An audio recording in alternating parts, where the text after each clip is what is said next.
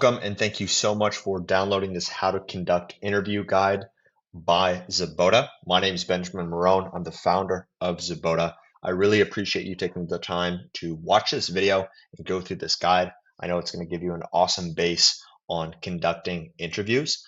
Throughout this video, I'm going to reference several other guides in our series of interview guides and recruitment guides. These are optional for download. Again, they are free. They're going to help you build a really solid base for interviewing and your recruitment process within your growing company. So I will link those down below. They are free. They're peppered throughout this whole guide. But let's get into it.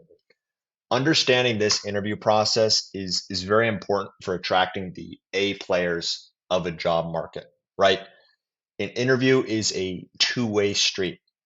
It's not just, oh, what can you do for my company, candidate A? What can you do for my company, candidate B? Really, they're also evaluating you.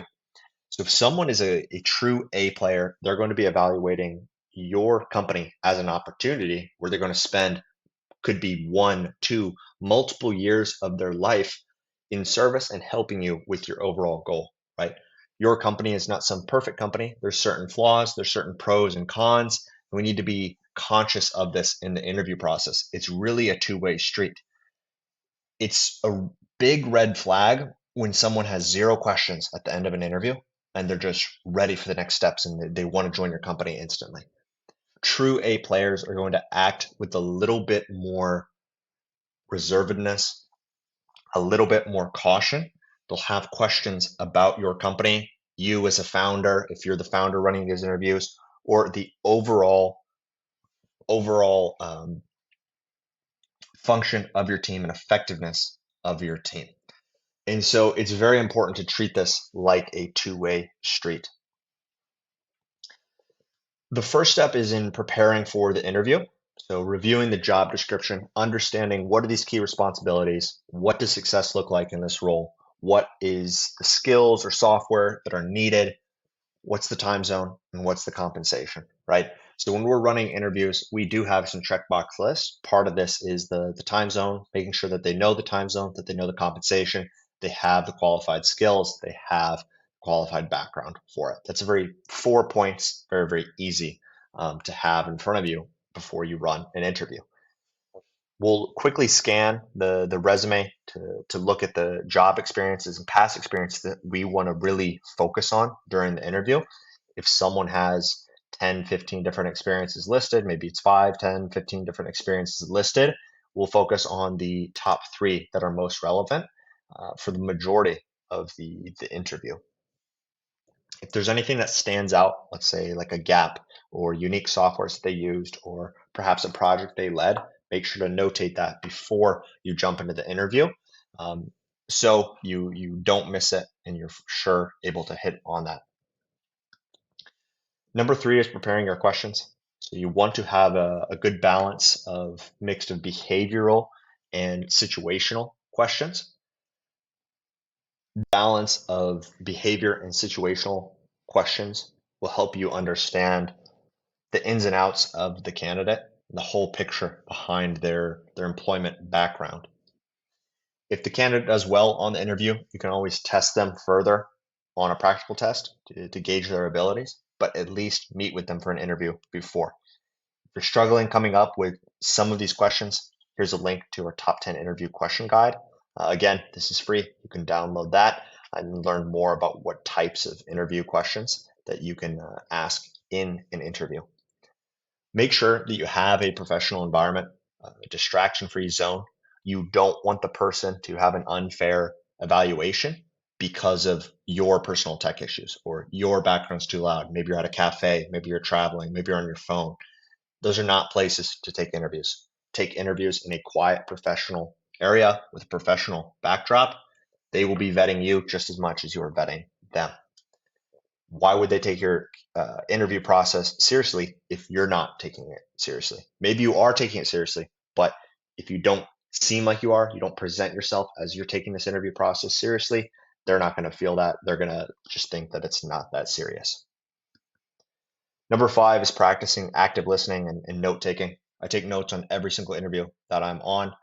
I can't expect myself to be free after the interview to just jump in and start taking notes or uploading them into our applicant tracking system. I take notes on every single interview. If you use a call recording software like we do, that's even better. Things happen. You want to be able to give a complete picture on these candidates via your notes, not just their resume, especially if it's a longer candidate cycle or recruitment process.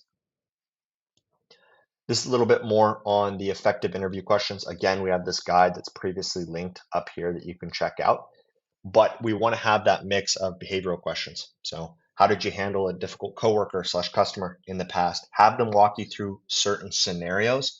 Those be most telling about their actual skills. Situational questions, how would you prioritize tasks under tight deadlines, or how do you keep yourself organized? I really like asking about keeping themselves organized personally and then also professionally. Sometimes people have different methods to their madness. If they do not have any way of keeping themselves organized, that's a serious red flag. The highest performers, the highest performers, the highest achievers, they always have some sort of method to keeping themselves organized, even if it's just a paper and pen.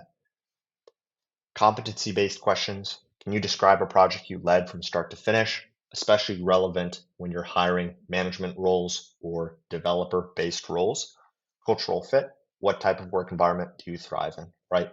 Some of you watching may have very similar cultures to ours, where we're doing what's required, not just our best. We're executing, we're constantly moving forward, we're very proactive. It's all about the customer. We're very focused on giving a white glove service. Other people may have more chill types of culture.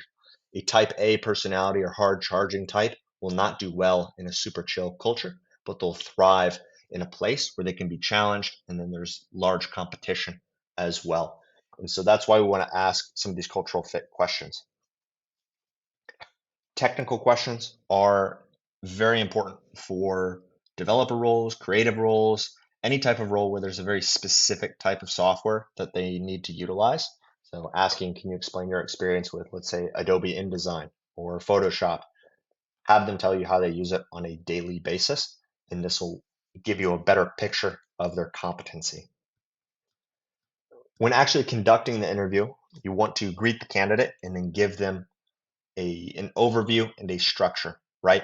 So the structure we like to use is I'll briefly introduce myself and my firm, ask about your resume, tell you about the role, answer any questions that you may have, and then talk about the next possible steps in the recruitment process or in our communication. Does it sound good? They confirm, and you also ask them, what about the time commitment? Are we still good for 30 minutes from now? Do you still have 30 minutes planned for this interview?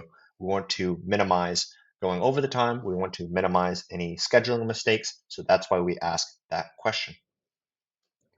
Then we'll start jumping into their questions, going over that mix of behavioral, situation, competency-based, and cultural fit questions that we discussed back up here. Again, you can get them in our free interview questions guide.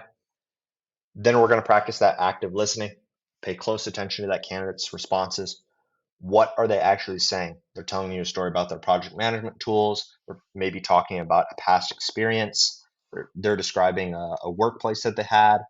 Is it an overall positive memory that they're recounting to you, or do they seem like it wasn't a fun time because it was stressful? You need to try to gauge their stress level and their competency from those types of things. It's not always about what are they actually saying to you, but interpreting their feelings about what they are saying to you.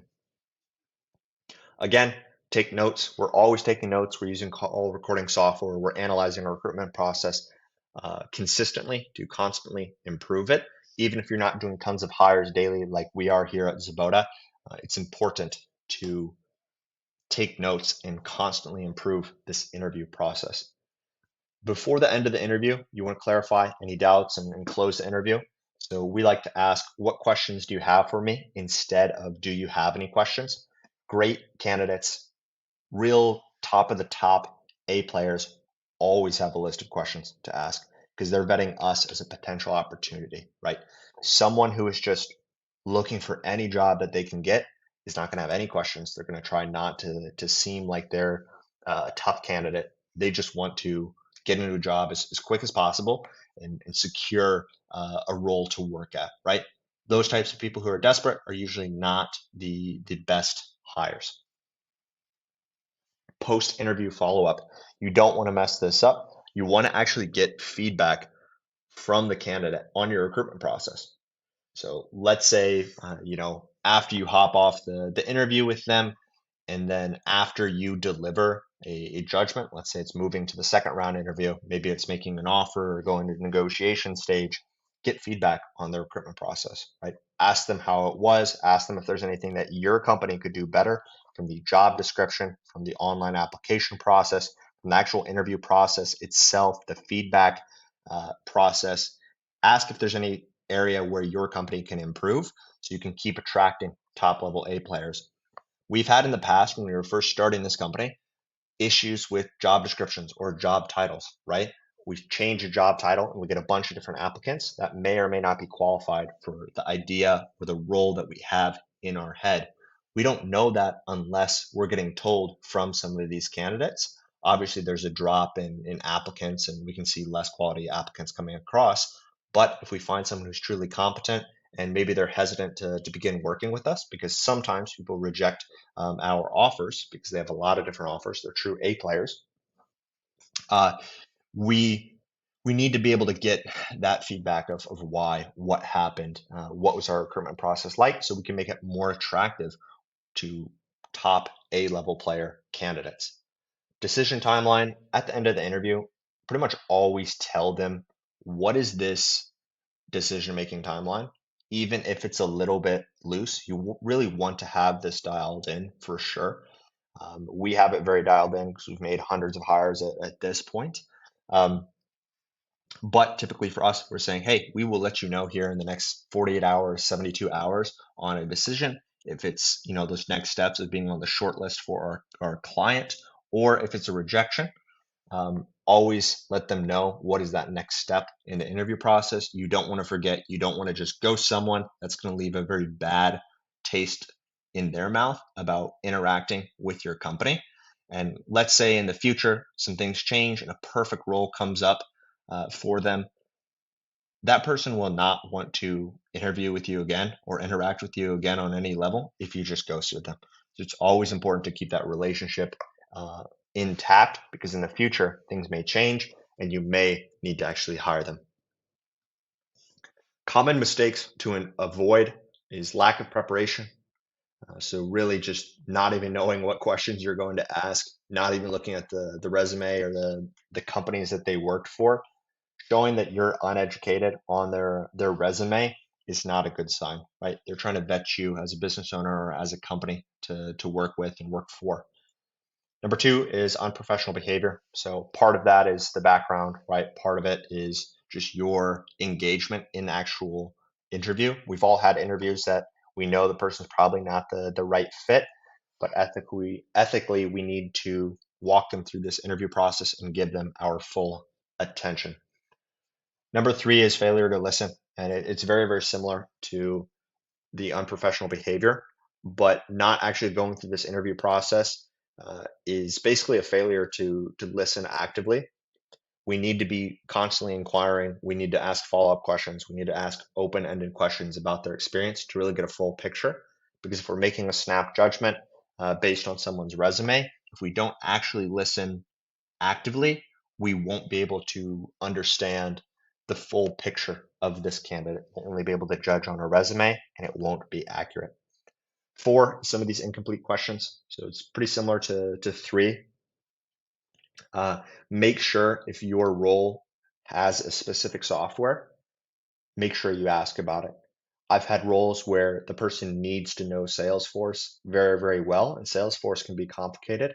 So even if they're super qualified, if they have zero understanding of Salesforce, if they take that role, we're setting them up for failure. So we need to snuff that out in the interview process.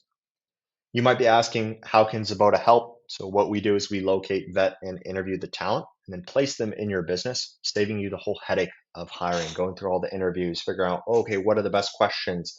How do we make sure that this is truly an A player for our company? My company, Zaboda, we handle all of that. If you want to see 16 plus success stories and constantly adding each week, you can click there. If you're wondering more about some of the different guides and where to find talent, we also have a guide on the top locations to hire from in 2024. If you want to speak with one of our specialists, just please book a call and click that button below. I'll be happy to help you out. Thanks.